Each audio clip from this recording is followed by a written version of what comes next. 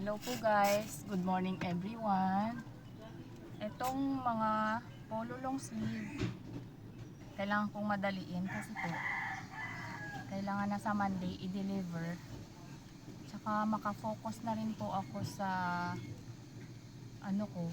sa paghahanap ng matitirahan namin kasi ang hirap mangupahan talaga pag gustong paalisin ng may-ari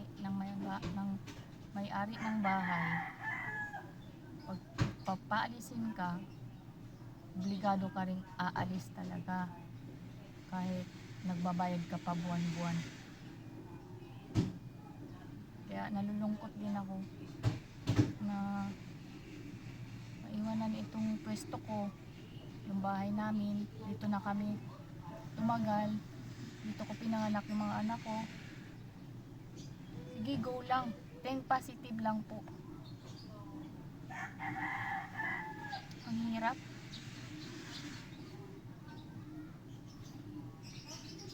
Ang hirap pag nangungupahan na talaga.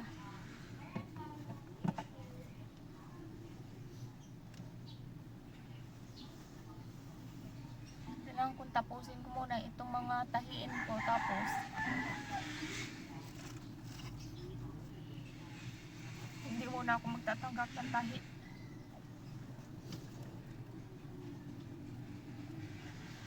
Focus muna po ako sa paghahanap ng matitirahan naming mag-anak.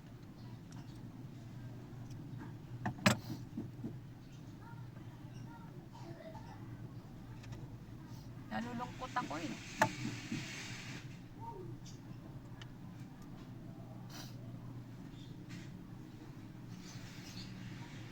Bigla lang kami paalisin nang walang dahilan.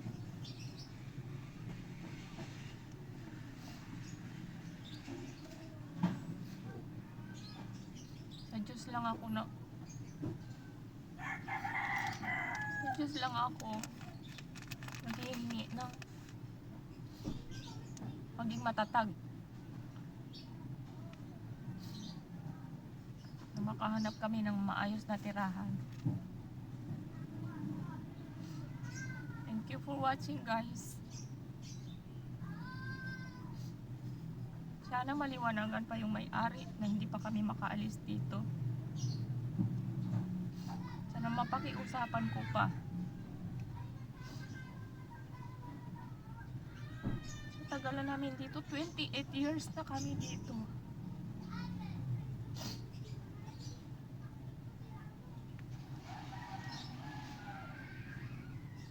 Think positive lang talaga.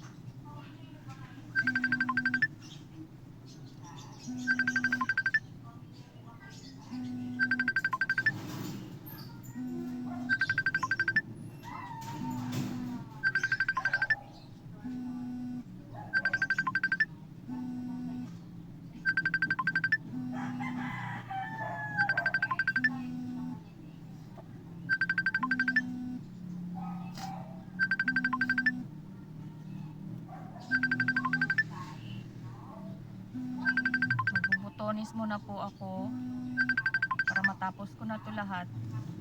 Ito yung mga gawa ko sa likuran ko.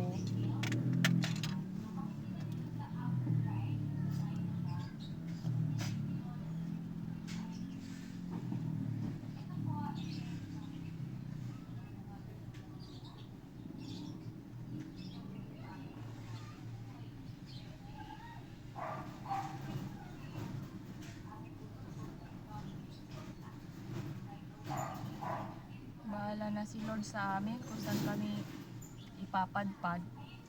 Pero hindi pa rin ako nawawala ng pag-asa. Sana maliwanagan din yung isip ng may-ari na hindi pa kami mapaalis dito.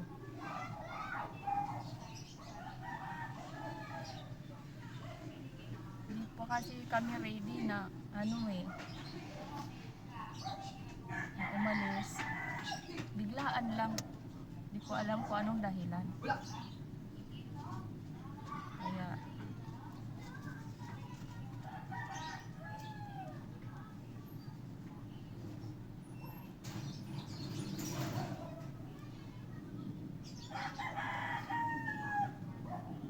naniniwala pa rin ako na sana po kami makaalis agad-agad. Bigyan pa po kami ng ilang buwan para makapaghanap kami ng matitirahan namin. Kaya pag natapos ko to, tahiin ko na to, tigil muna po ako magtanggap ng tahiin mga customers ko. Focus muna ako sa paghahanap ng bahay na malilipatan namin, or hindi ko po alam kung makalipat na kami ng probinsya. Ganun talaga ang mga nangungupahan. Walang permanenteng bahay. Kaya sa mga nangungupahan dyan, shout out sa inyong lahat. Magsumikap tayo at makapag-ipon para pag alam na papaalisin ka ng may-ari, mayroon kang madudukot. Naka-ready ka sa lilipatan.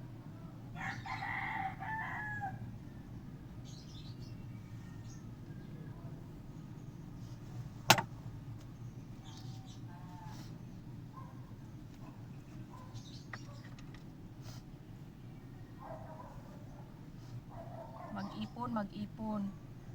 Kung may mga sobra-sobra, ipon para pagdating ng panahon, pag nangailangan ka, mayroon kang pang-reserva na madudukot.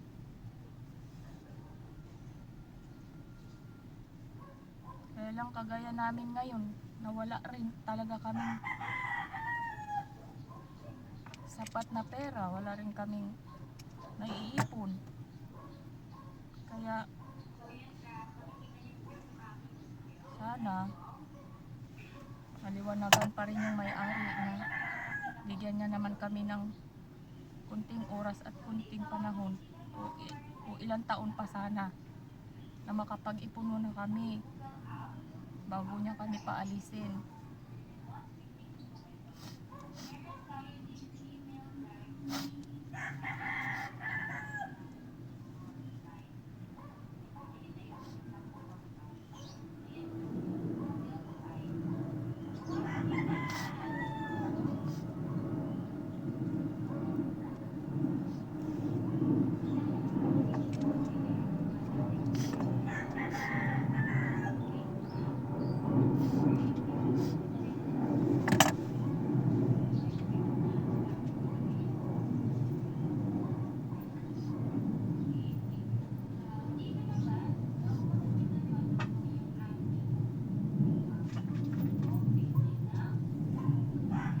Dati po naman hindi kami nangungupahan eh.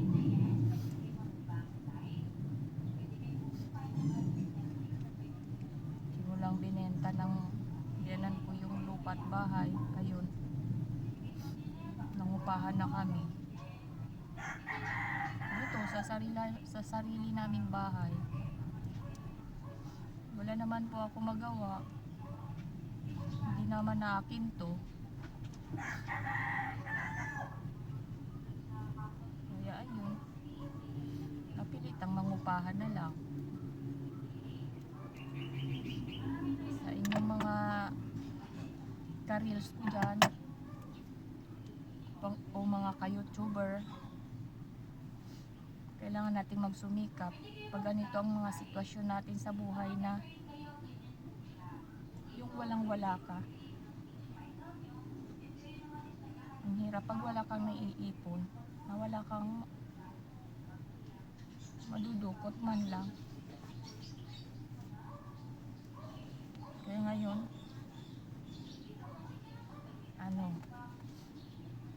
napag-isip-isip ko na ngayon kahit konti mag-ipon tayo. Papasaan din yan at ano, pag nakaipon ka ng kahit pakonti-konti, dadami din yan. Ika nga, think positive. Para pagdating ng oras, mayroon kang magagamit. Yun ang tumatak ngayon sa isip ko. Ang hirap pala pag wala kang naiipon.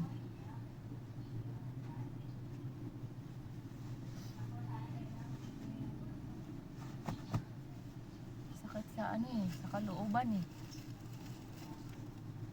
Kung matagal ka nang nakatira dito, bigla kang papaalisin.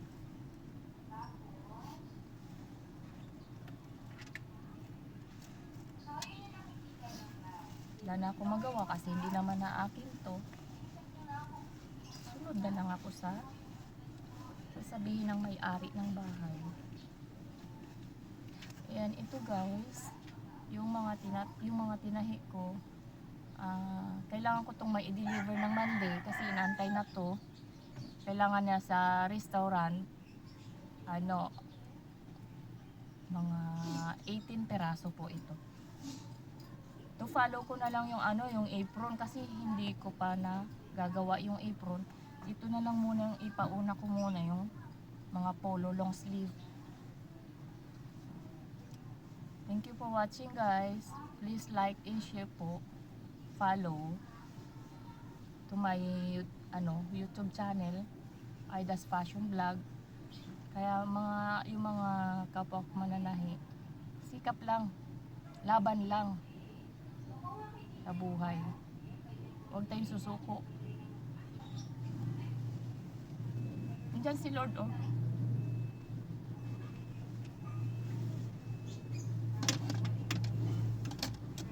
God will provide.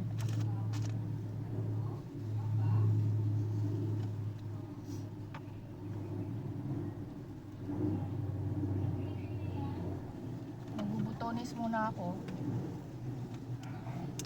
Kailangan ko itong madaliin. Sigawa nga ng hindi ko na naharap to. May mga pasingit kasi mga tinatahi ko.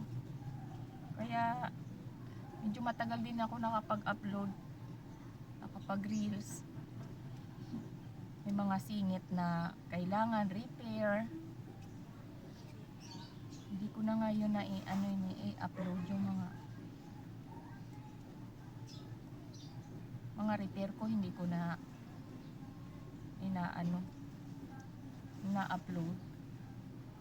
Ito lang yung mga buuan, yung mga ko, yung mga dina-download ko. Please guys, suportahan nyo po ako na mag-excel ang aking YouTube channel at saka sa mga create ko na sa reels. Kahit papano kumita kahit konti.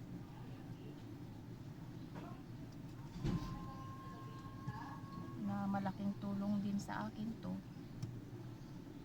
Sa mga subscriber ko dyan, shout out.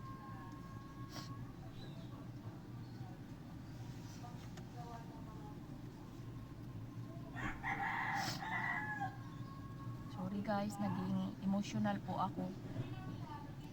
Kasi nalungkot ako eh.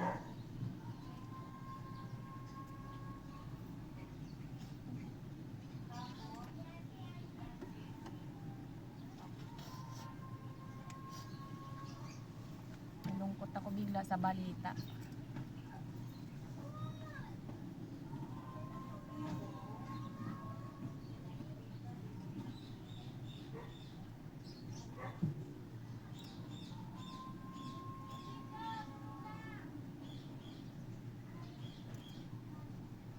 Merong isang hindi ko na uhalisan, no.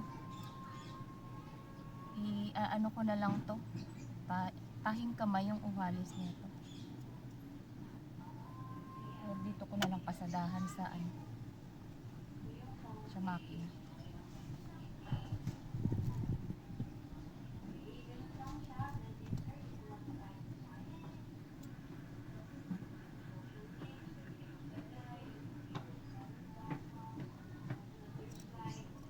Katapos ko nito, magpo-focus muna ako sa aking gagawin na pag-iikot kung saan ako makakita ng bahay. Kung hindi ako makakita sa probinsya, or sana maliwanagan yung may-ari na hindi naman muna ako agad-agad mapaalis dito.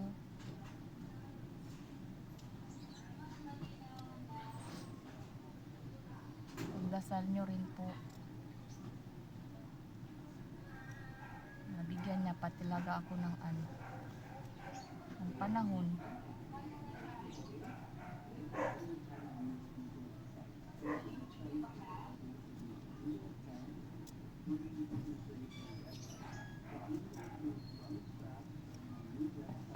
Sobrang nabigla ako talaga.